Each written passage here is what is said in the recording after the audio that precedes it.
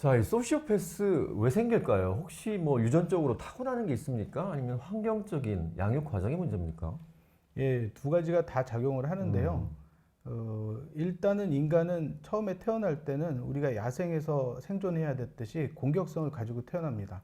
어떻게든 내가 살아남아야 하니까 상대방들에게 어떤 방법을 써서라도 내가 살기 위해서 노력하는 이런 공격성을 갖고 태어나는데 엄마나 가족들이 아주 따뜻하게 잘 돌봐주면서 안정된 애착이 형성이 되면 길들여지면서 공격성이 좀 줄어들게 되는 거죠. 이것이 정상적인 인성 발달, 성격 발달의 과정이 되는데 본인이 적절히 보호받거나 이해받지 못했던 사람들은 생존의 위협을 느끼면서 어떻게든 살아가야 되니까 이런 공격성을 그대로 간직한 채로 살아가면서 자신의 생존과 이익을 위해서 다른 것들은 전혀 중요하지 않은 그런 무서운 사람들이 될 수 있고, 그래서 어린 시절에 아주 힘들었던 경험을 했거나 자신이 전혀 이해와 돌봄을 받지 못했다라고 느끼는 사람들 중에서 소시오패스가 될 확률이 높아지는 겁니다.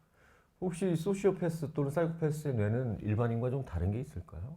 예, 감정을 느끼는 뇌나 변연계의 기능 중에서 이제 편도체의 기능들이 좀 약해져 있다던가 전전두엽의 기능이 떨어져 있다라는 것도 있는데, 제가 본 흥미로운 연구는 2008년에 미국 소아청소년 정신의학회에서 나온 잡지에 실린 논문인데요.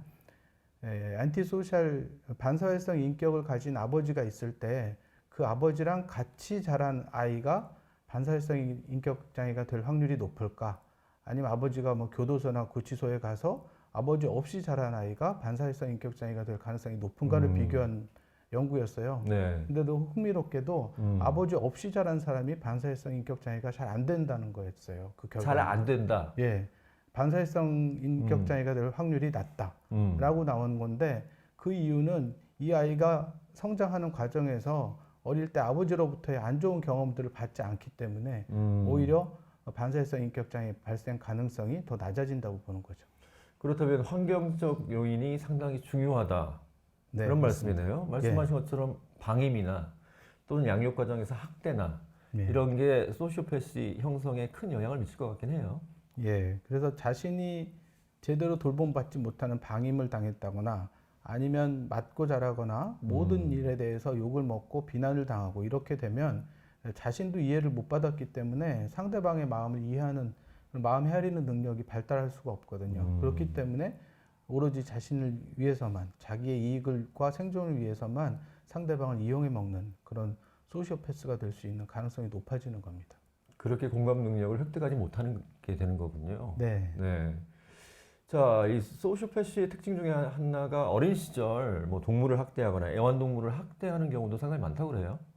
원래 우리 인간은 사람만이 아니라 동물, 심지어는 무생물까지도 자신의 감정을 이입해서 그것들을 상호작용하려는 경향이 있습니다. 식물을 음, 키우는 사람들도 그렇고요.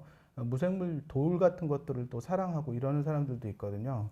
그래서 그 중에서도 특히 반려동물들, 애완견이나 그다음에 고양이나 이런 에, 동물들과는 움직이고 나에게 여러 가지 반응을 보이기 때문에 당연하게 애착 형성이 잘 음. 되는데, 가족이죠, 요새는. 예, 네. 그런데 그런 애착이 형성될 수 있는 반려동물한테 학대를 한다는 것은 이분이 소시오패스의 경향이 있거나 음, 그 동물의 고통을 모른다거나 아니면 자신의 분노가 너무 많이 쌓여 있어서 그 분노를 가장 약한 존재인 동물에게 표출하는 거일 수도 있겠죠. 만약 내 아이가 그렇다 그러면 그 소시오패스 경향이 있다고 보는 게 맞는 건가요? 네, 그 무자비하게 동물을 학대하고 어, 있다면 이 아이가 정말 공감 능력이 좀 떨어지는 거일 수 있고, 음, 그래서 이 심리 치료나 놀이 치료 같은 것을 조기에부터 상대방의 마음을 좀 알아차리고 헤아릴 수 있는 능력을 키워주는 것들을 해줘야 되고, 특히 어린 시절에 본인이 이해받지 못했던 경험이 있지는 음, 않나, 엄마 아빠한테 혹시 서운한 것은 없나, 이런 것들을 음. 잘 살펴볼 필요가 있겠습니다. 저희가 정신과 공부할 때 반사회성, 소시오패스는 피하는 게 상책이다. 네. 치유는 매우 어렵다. 라고 배웠습니다. 맞습니다. 저도 어떻습니까? 법으로 다스려야 된다. 뭐 어, 치료가 되는 병은 아니다라고 음, 배웠는데, 최근에 제가 이제 공부하고 돌아온 마음 헤아리기 치료라는 데서는 음, 처음에는 경계선 인격 장애를 치료했는데 네, 지금은 반사회성 인격 장애 환자분들을 치료를 하는 시도를 하고 있더라고요. 그래서 네, 뭐 연쇄 살인범으로 평생을 교도소에서 살아야 되는 사람들을 대상으로 집단 치료를 한다든가 이렇게 하면서 그분들의 마음 헤아리기 능력을 키워주는 그런 치료 프로그램을 적용은 하고 있는데 네. 일반인으로 봐서는 소시오패스인 게 의심되는 사람이다. 그러면 사실은 피하는 게 정답이죠. 피하는 게 정답이다. 이 사기꾼들도 굉장히 많은 것 같아요. 얼마 네. 전에 굉장히 문제가 된 천정조 네. 남현희 씨랑 뭐 결혼 뭐 이런 얘기들이 있었잖아요. 예. 뭐 유산 상속을 받았다느니 이 허언증도 심하고 리플리 증후군이라고 하죠. 상습적 네. 거짓말, 예. 사기 전과 또 시범이기도 했고 어. 거의 소시오패스에 가깝죠. 이런 사기꾼들. 네, 그렇습니다. 지금 상대방들의 그 고통이나 어려움은 전혀 안주에 없고 어떻게 하면 나만 잘 살 것이냐. 내가 이익을 취할 수 있다면 상대방이 어떤 고통을 느끼더라도 목적을 달성하기 위해서 그런 행동을 감행하는 사람들은 소시오패스의 가능성이 상당히 높다고 볼 수 있습니다. 전청조 씨는 맞는 것 같아요. 네. 확실히 사기 전과 시범인데. 근데 왜 이렇게 사람들이 어수룩하지는 않은데 당할까요? 그럴 듯해 보이나요? 정말 약점을 잘 파고드나요? 예, 그분들은 또 그렇게 상대가 어떤 면에서 흔들릴지 상대의 약점을 캐치하고 알아차리는 데 또 귀재입니다. 그래서 네. 진짜 이렇게 사기를 잘 치고 그러는 분들은 상대가 무엇에 흔들릴지를 잘 캐치하기 때문에 거기서 시작해서 점점 가까이 다가간 다음에 네. 결국은 그 약점을 이용해서 상대방들을 공경에 빠뜨리게 되죠. 자, 피하는 게 상책이라고 하지만 직장 상사가 이런 소시오패스 경향이 있다. 사실 피하기는 힘들잖아요. 그렇습니다. 직장은 그만둘 수도 없고. 네.